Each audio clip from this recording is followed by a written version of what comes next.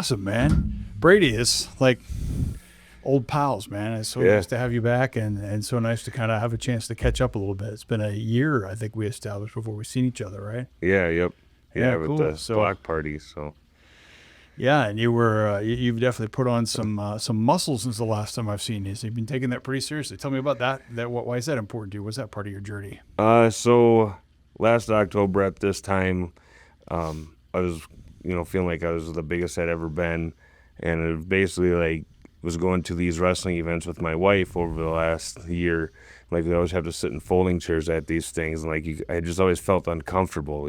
Like you just can't feel like relaxed, or like I got to sit a certain way, and it was like I got to do something about this. So I just really got after it, and then I used to have a buddy, Brandon, that passed away a few years ago, but he was a big weightlifter, and years ago we were trying to weightlift together and do things. So it was, now that I finally got back to it, I wanted to make sure I kind of stuck to it. So that's cool, living on Brandon's legacy. Yeah, yep. I like it. That's cool. So he kind of got you into it, and you got back into it on your own. You have a workout partner, or you just kind of go on your own now? No, I just kind of pretty much came up with a routine, by looking online, and then my good friend Adam and my friend Kevin, they both are like trainers, so I sent it to them to say, like, basically, like, is this worth my time, or do I need to do more or less? And basically they said it was a good starting point, and so I've just kind of built off of it from there. Nice. Awesome, man. So this podcast is called the Minnesota Music Note. So I think you've seen a couple episodes. You knew that I've been doing this thing. So this is a fun new thing we're doing here at our brand new podcasting studios. So my goal really of creating the Minnesota Music Note is to kind of talk to and hear the stories of people that are out there doing stuff, you know what I mean? And it could be somebody who'd like just started playing in the local community yesterday, or somebody who's been in the local community since they were 5 years old, or something like that. So really, I want to go back to early Brady and see, what kind of inspired you to say, you want to pick up a guitar, or you want to start singing, or whatever. What's that early inspiration? Where'd it come from? So when I was in like sixth grade, I was in choir, and we had this choir teacher named Mr. Harstead, and he kind of took like a noticing to me in a sense. He had me do an Elvis song solo, and then that was Blue Suede Shoes, and then after that I did Don't Be Cruel. And so like I kind of got this taste of like what it was because he would set up to where like we had a guitar player, like it was like a band scenario, be at your school choir concert. So I got to sing these songs solo, and it was like, well, how can I do this without needing a bunch of people? And I ended up eventually getting an acoustic guitar through an aunt of mine who had it, and so I learned some stuff from Mr. Harstead, like how to play Wild Thing and some real basic things, and that was 2005, so I could go on the internet at that point, and the tabs were just kind of becoming a thing. So I was able to find some stuff to kind of teach myself a few things and just kind of keep plugging away at it. Yeah, a friend in here on a podcast last week or whatever, Brian Naughton, a little older than you and I are, but yeah, he was telling memories, and you probably remember this too, where you actually had to like buy a book.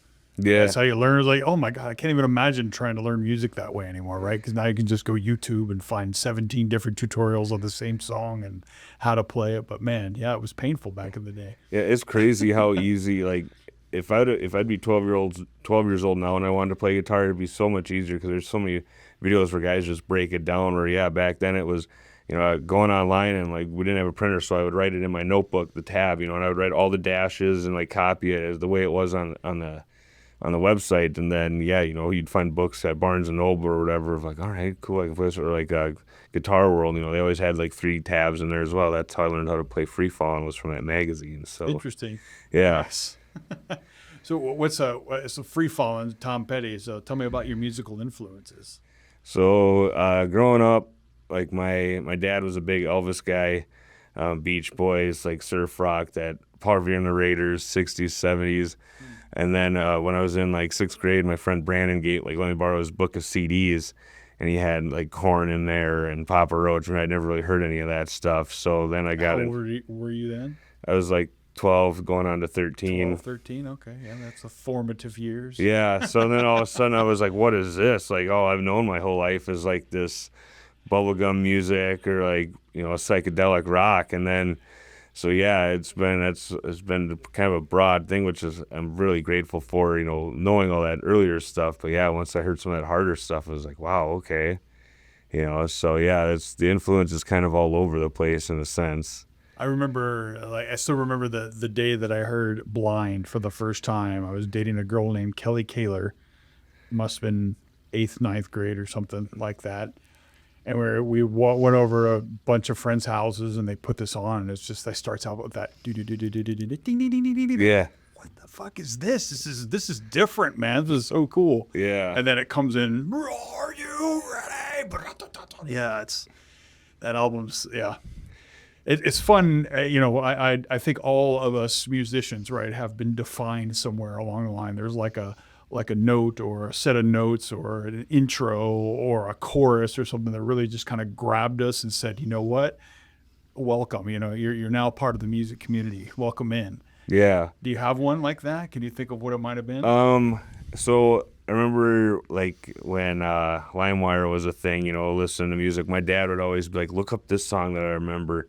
And Eric Burdon and the Animals had this song called Sky Pilot. And I just remembered like, it was really weird. Like, like it's, it really wasn't a guitar part or anything that stuck on it, but I just remember the song always kind of stuck with me because like the way it would make my dad react to it, and it made me think like, well, that's what I wanted, is someone to hear something that maybe I came up with and to remember it down the road and react that way too. But yeah, so things like that, or While My Guitar Gently Weeps by the Beatles, the guitar solo and that's got a lot of feel in it, and that was another one too that stuck with me. Like, how can I play something like that? That's where I'd be on there with my pen and paper trying to write down tabs, so I go in my room and try to play this song that, I was way out of my realm, but it was still going to try anyway. That's awesome, man. Yeah. Well, you and I kind of came together playing in a cover band, and I know you play in a couple of covers, and you do kind of your own solo thing, and then so you also write some music as well, I guess, right? Yeah, a little bit. I mean, the goal is, I want to have my own album put out there at some point, within the next year, because I feel like, I'm going to be 33 in January, and I don't know, I play a lot of gigs now, and I don't know how long I want to keep doing that either, as far as, at some point I think I'm going to just maybe be a guy who plays solo a few times a year. But for right now, for the next few years, I at least have it in me to do the full band thing, and I want to get together with my friends and write some stuff that, because I write lyrics all the time, and like there's got to be something in this pamphlet of all these things that I've put together to where it's worthy of, getting put out there and going through that process. The biggest thing for me is putting the two together, because I can write random music too all day long, but then it's like, how do I take this and put it with that? So yeah, that's could be a fun and challenging process. Right. Yeah. Like I've got that song Moonlight Woman that I put out there a couple years ago, and I like remember hearing that. yeah, and that was something that came to me in like 15 minutes, and then all of a sudden I got a hold of Matt Kaiser. We sat down, we recorded it, and then like the guitar solo I like on the spot came up with, and like it just kind of all came together. And so like I'm always trying to just kind of do that, like just kind of recreate that moment in time. Yeah, because I don't want to dwell on something too much, because I feel like the longer that a guy works at a song, the more and more you're likely to hate it. Where if it comes together fairly quick, you can be like, all right, I like that, and then you can build off it. Where if you're trying to force it, it's maybe not worth the force. So you're not one of those guys that wants to work on the same song for 13 years to perfect every note, huh? Right, no. I know there's some people out there like that. Whoever you are, kudos to you, but yeah. Yeah. I mean, there ain't nothing wrong with that, but that's just not me. Nice. Well, so tell me about some of the things that you're up to now. Like, what do you? I know, but the audience may not know. Tell me what does Brady do on the weekends, and where can we see you and enjoy what you're up to, man? A lot of times I'm either playing with County Line, which is my solo duo full band thing, or for the last couple of years I've been playing bass and Vintage Revival, and we've been doing a lot of good things there. I still do guitar with Full Throttle. I've been in that band for a decade. So that, which is kind of like my start in playing live music, but we don't do as much now. But yeah, I still got that going on, and so yeah, I mean, on the weekends a lot of times it's either a County Line or a Vintage Revival show. Never really know. It's hard to say which one's which, because I do a lot of County Line. There'll be times where I'll do like 2 weeks of pure County Line shows, and all of a sudden it's like 2 weeks of pure Vintage Revival shows. So To find them, you gotta, if you like, a person were to go on Facebook and go County Line, they'd see me and Nate with a big 3M logo behind us. Or if they looked up Vintage Revival, it's Vintage Revival MN, which makes it a little easier to find too. I've actually been thinking about putting that MN tag behind County Line just to make that. Because I feel like I'm always up on stage, like, yeah, go to facebook.com/County Line Band MN. And no one's going to remember all that. Yeah. Yeah.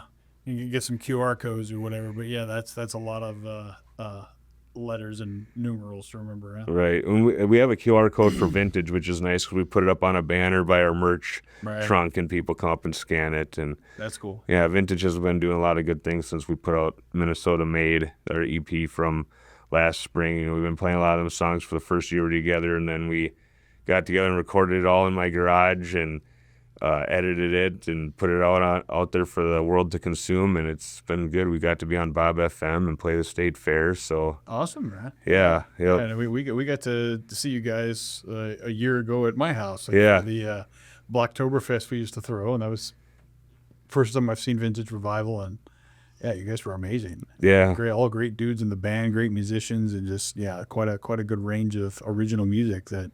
Yep. Yeah, kind of feels like you guys are not a Southern rock band, but it kind of has that Southern rockish feel to it a little bit, I think, Yeah, yep. A lot of good soul built in, so. Yeah, that band's kind of unique in its own way. Alex, Seth, Nate, they're all good guys, and then, Nate does the County Line thing with me, and then Seth comes in as our guitar player sometimes. Is that right? Yeah, or me and him have done a guitar thing together, and cool.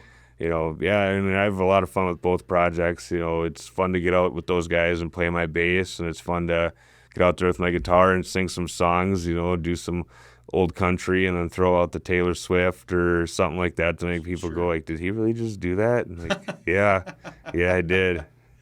Yeah, what I loved about you and Seth specifically is like when I did this Blocktoberfest, and we had like some holes to fill, and you guys are just like, okay, sit in on one instrument, sit in on another one. You guys are just so multi-instrumental and just able to step up like that. It's amazing. So I'm always jealous, right? I'm a drummer. I've never been anything else. I've tried to play a couple other instruments. I think it was okay at saxophone at one point in time. At least my mom told me I was good. But yeah, just always impressed and a little jealous at people that can play multiple instruments and just get up there and just jam and do it all, man. So it's kudos to you. Yeah, I've always wanted to play drums, though. It's one thing that I can't seem to. If I feel like if I had a drum set to like sit down at for like a few hours and maybe like without anyone watching me, like locked in a room by myself, I could maybe come up with a beat. But every time someone's tried to show me, it's like, yeah, this is why I play guitar. Yeah, it's that whole ambidextrous, being able to kind of separate your limbs, and when you can figure out how to like play 16th notes on the hi-hat and then boom tap with your. That's like the first. I don't teach a lot of lessons, but every once in a while I get somebody comes over to the house and like, how do you play drums? And well, let's start with this. You probably spend 4 days just working on this, but once you crack it, the drum set will open up to you. So okay. Yeah. I'll have to keep that in mind because, when I was starting to play harmonica with my guitar, I felt like I had to split my brain into two halves. Like the half that was thinking about the harmonica and the half that was thinking about the guitar. I mean, even singing and playing guitar, singing and doing any instrument really is very similar. So, yeah, you have to be able to kind of like sometimes you're playing something that's at a little bit of a different rhythm than your voice is singing, right? Right. So that's pretty impressive, man. I always like to yell and scream behind the drums, but I certainly wouldn't call myself a singer or a backup singer. So. Nice, man. So what's something that you're working on right now, Brady-wise, that you're pretty proud of that you want to share with the audience? That's actually a really good question. I think right now it's kind of a twofold thing because I'm really proud of Vintage Revival. We've done a lot of things. We've put a lot of work into it, and I feel like the last year it's really kind of grown into its own entity. But I'm also really proud of the County Line full band. I'm going to try to do a little more of coming up this year. It's always hard being in two projects because you don't want to step on one or the other. Right. Especially when you got members in both too. You're not trying to cause any friction or problems, but I've been doing this for a decade now, and finally I'm fronting an actual band. And so it's something that as a kid I remember I always wanted to do too. So now I'm excited for the opportunity to be able to get out and show people that is something else that I can basically cross off the list. Cool, man. Yeah. Cool. Yeah, I know that you filled in a couple times for our lead singer in gosh, what was the name of our band? Audio Scars. Audio Scars. Yeah, Yeah. cool. Yeah, so it's good to see you taking that as, even further. So I know I got a chance to come out and see you guys a couple times with you and Nate and his little suitcase drum kit. Yeah. I love that suitcase. So yeah, Yeah. good man. So what's next on the agenda then? What are you up to this coming year? Like what do you see towards the end of this year, like going into next year? Right now, I think it's just kind of getting through what's on the calendar for 25. Like I'm in St. Cloud this weekend with Nate. Next week, we're in Grove City at Honky's. We're at the Steel Wolf in St. Cloud this weekend, November 8th. And then, next week at Honky's on the 14th. And then we're in Kasota again on the 15th. And then pretty much not much going on until December. Again, we're back in Kasota right off the bat. And then we got some other things going on locally, and I think I have a solo gig, and just kind of getting to 2026 where I think right away on the 3rd we got a gig again and start hitting the road again for that year too. But I think the next phase of it for me is, going into 2026 is I always say every year I'm not going to play as much, but I really want to try to make sure that, things are getting planned accordingly, camping trips, stuff like that. And, getting out and playing gigs is cool, getting out in front of people, bringing home a little side cash here and there, but making sure too that, Aubrey's, she's got a few years left of high school, and I'm going on her band trip with her this coming spring. So just a lot of family stuff is kind of the big thing for me right now. And where's the band trip to? They're going to Myrtle Beach. Oh, wow. Yeah, Cool. so. South Carolina, right? Yep. Yeah, that'll be cool. Yeah, so I'm excited for One that. of the more famous beaches in the world. Yeah, I was expecting her to be like, all right, Dad, I'm ready to go on this trip. And she was like, Dad, will you please chaperone? Like, of course. If they have enough room for, however many chaperones I can take, I'll do it. And it sounds like we'll be able to go. So I'm pretty excited about that. Well, that's great that you still have that relationship with your daughter, that she's like, I'm in high school, but I want Dad to come Yeah. keep me safe. And Yeah. that's really nice, man. Yep. You got 2 kids, right? 3. 3 kids. Okay, Yep. cool. So how old are the kiddos then? So Aubrey the oldest? Yep. She's 15, and then Marshall's 7 and Waylon's 5. Okay, cool. So, As I see, we've been Facebook friends for a long time, so sometimes I see some funny antics, that come out of your kids, and that's always fun to watch. yeah, they're a blast. But I know how it is also, us musicians, you get out there and you're playing a lot, late nights, coming home, and you're pretty much, your next day's kind of burned. It's, you can really sacrifice some family time. So it's nice to hear that you're going to put a little more emphasis into it this coming year. Yeah. And then, like I said, the other thing too is I've been doing this 10 years. At some point, like, since 21 is probably when I've gigged the most out of those 10 years. But, like, that's 4 years straight of what I feel like has been pure gigging. And then, on those days when you're not, you do your stuff with the family, but then there's really no time for yourself to, hey, maybe work on the car in the garage or something like that. So, yeah, it's definitely something that's been eye-opening to me, being that it's been, a decade of playing music. It's like, all right, at what point does the guy go, maybe I don't need to do this as much? Mm-hmm.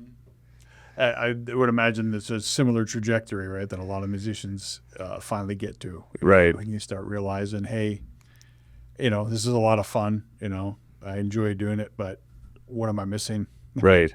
Got to make some different choices in life. So, yeah. Yeah. Cool, man. So you said playing locally. So one thing that I know about you that a lot of our audience might not know is that you live quite west of the cities. Yeah. Right? You're in Hutchinson, is that right?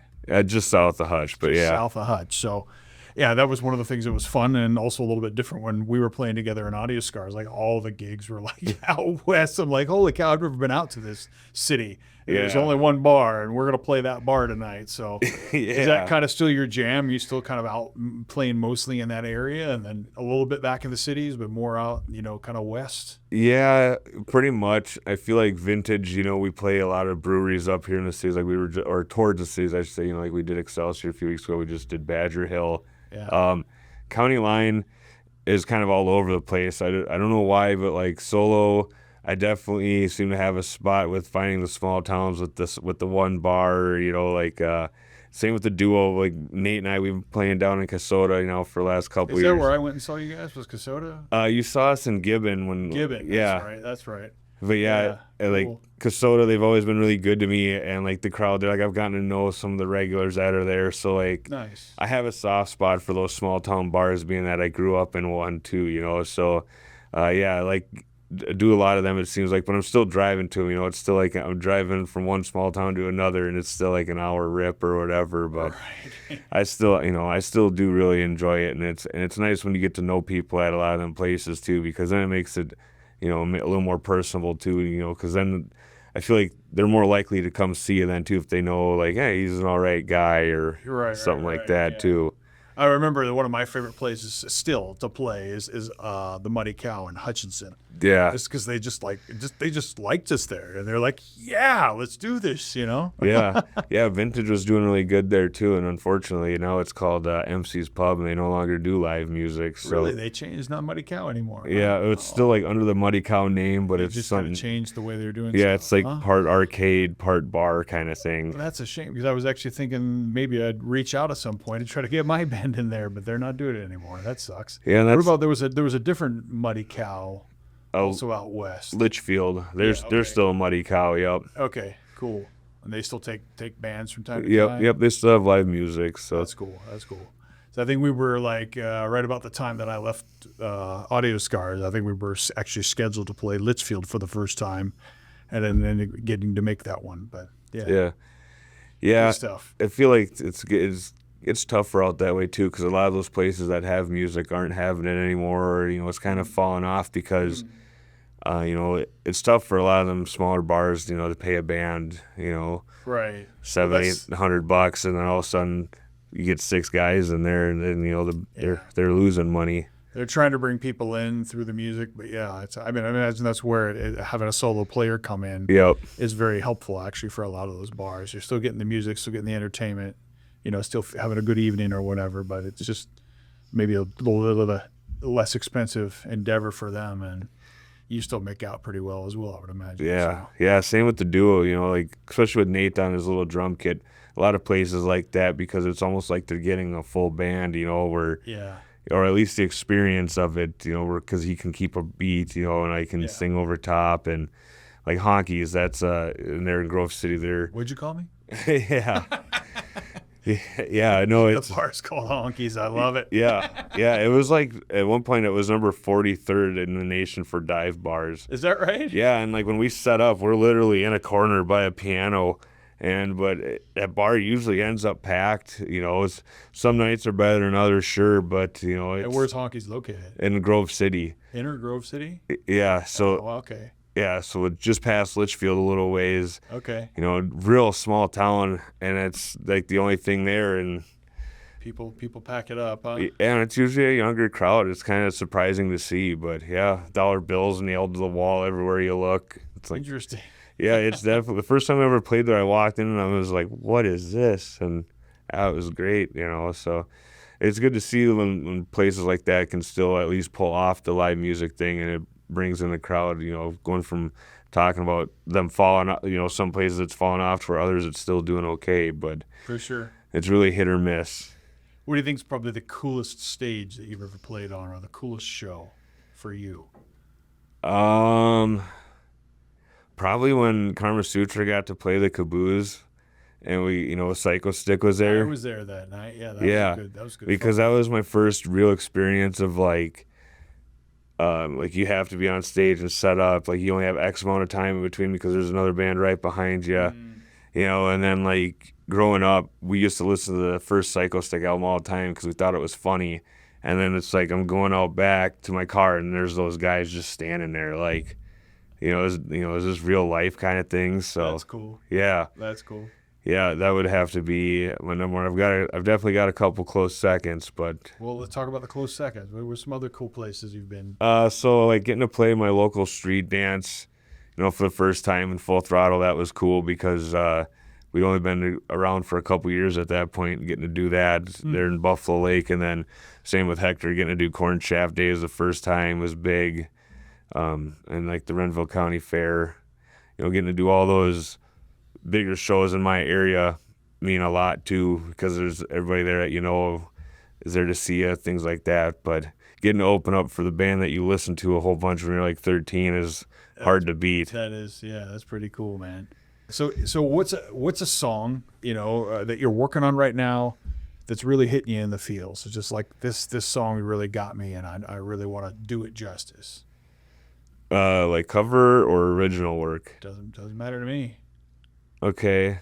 That's kind of tough because I'm gonna do an original and a cover. Sounds good. There's lyrics to a song that I've written right now that Vintage is kind of toying with to see if it's something that maybe they want to use, and if they don't, I'll probably do my own thing with it. But it's a song basically about an outlaw who's on the run after like a poker game got out of hand, and he took someone's life, and like it gets this whole story. Like it's probably like it's gonna be condensed down into song form. But I was listening to Fast Hand by Cody Jinks a lot, and Bill Litzow has a song called Silver Bridge that's kind of loosely based off a true story.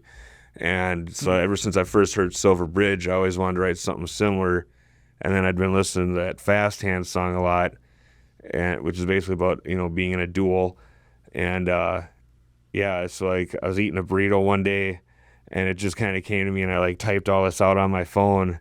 And I was like, this has to become something, like, so. You were inspired by the burrito, or what? And the burrito was very inspiring, yeah, but, but literally it was weird. Like I just was like eating this burrito, and like thinking about songs. You're like, stop, gotta put it down. Yeah, like it just like all of a sudden, like I started going off in my brain about like this beginning story of an outlaw on the run, and then it just kind of as I kept eating my burrito, it just kept coming. So I was like, all right, I got to type all this out or I'll never remember it. That's awesome, man. That's awesome. The burrito inspired track. Yeah. Nice. And then the cover one that I've been kind of messing with is Pink Skies by Zach Bryan. It's kind of more of like a sappy song, but it's got some like decent harmonica in it. And I think it's the reason why it's kind of hitting me in the feels a little bit is because it's about like, he says, the kids are in town for a funeral. He's like talking about people coming to town for this funeral and like how this funeral is beautiful. And it makes me think a lot about, especially this time of year where a few years ago I had a kid that I grew up with pass away.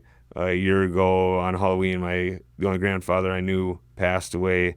Coming up here in November, my childhood friend passed away from cancer on the 8th. And our manager in Full Throttle, Gumby, he passed away a few years ago in November. And Brandon was towards the end of November. So just all these people in my life over the years who are no longer here. When I hear that song, I think about it, and like I want to play it as a way to honor them in a sense. That's beautiful, man. Yeah, that's beautiful. Thanks for sharing that. Yeah, it's amazing what music can do. The therapy it provides, and also the homage it provides to our long lost homies or family and that sort of thing. So that's really cool, man. All right, so we're gonna wrap it up, and I always like to wrap this up by saying, who should be on this show next? Who do you nominate to be the next guest on the Minnesota Music Note, and why? I think you should get Nate on here, and the reason why is because I feel like there's a lot about Nate that the world should know. I mean, he's played in the Jason Paulson Band, and Matt Gronke's Crow River Rebellion, and all these other bigger name projects. And he's just been kind of a guy on the kit in the shadows for all these years, and he's got some cool stories. And Nate's just such a good dude, and I've known him since high school, and I think he would be a great guest for you to have. Awesome. Yeah, I really like Nate. He's, I met him through you guys years ago. Yep. And it just seems like such a solid drummer, but not, no ego. Like I can't find an ego in the guy at all. It's just very cool, very laid back. But man, you put him behind the kit, he's just, it doesn't matter the type of band, the type of music. He just plays exactly what needs to be played so perfectly well. Yeah. I really enjoy that about him. So from the lightest stuff to, he could probably be in the Foo Fighters if he wanted to. He's really, I think so, yeah. Drummer, he's great. Yeah. Cool, man. Was there any words of inspiration for young musicians out there who are 23 now, 10 years ago, starting out where Brady was? What advice do you have for them? I think, even to the kids coming out of like school who maybe want to pursue a career in music, and don't know, like they don't get into the big music college or whatever. Like there's definitely avenues to do it. You just gotta want it. I feel like it don't matter what age you are. If you want it, you can make it happen in the music world. You just gotta. Sometimes you gotta learn when to not bend and learn when to bend. But if it's out there, if you want it, you just gotta get after it. Awesome, man. Well, thanks for being here today. Yeah, thanks for having me. Making the drive all the way out here, man. Yeah. Humble Robbinsdale, Minnesota. So, but I guess as a traveling musician, you travel all over the place, anyways, right? Pretty much. Yeah. I remember what was it? What was the bar in Green Isle? Oh, the Club New Yorker. Yeah, that was a fun little stage to play. Yeah. We had a couple of good ones, and you and Rob were famous for quick trips on the way home, right? I'm assuming now that you're working out heavy, you're probably not doing as many quick trip stops on the way home. Nope, not as many quick trip stops. I still Taco Bell still has a vice on me, but Is that right?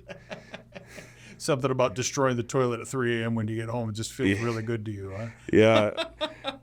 It's the burritos, I'm telling you. Just like They're the source of your inspiration for your music, so you can't stop now. that was a different burrito. That was a different burrito? That was from a food truck out by home called Mama Maria's Rolling Taco Kitchen. She's got a dirty burrito where she puts like hot Cheetos on it and steak, and it's perfect. So good, huh?